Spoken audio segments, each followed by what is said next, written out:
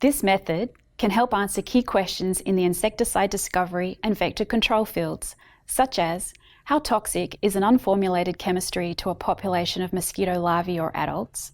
Does the chemistry have potential for development as a larvicide or adulticide?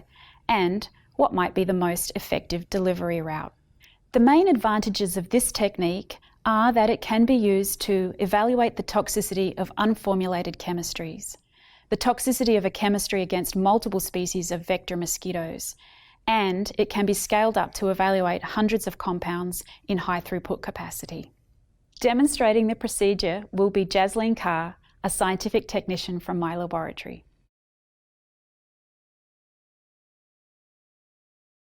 To begin, label the wells of a clear 24-well tissue culture plate.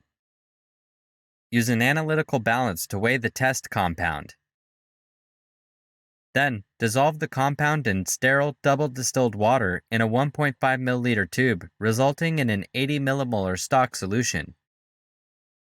Next, serially dilute the stock solution using double-distilled water to prepare working stock solutions of the desired concentrations.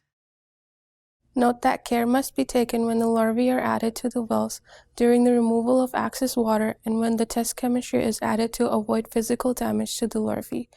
Injury may increase mortality and thus produce false positive results or invalidate the assay. Use a wide-bore plastic transfer pipette to transfer 5 third instar larvae to each well of the plate. Then, use a 1 milliliter pipette to gently remove the water and replace it with the desired volume of double distilled water.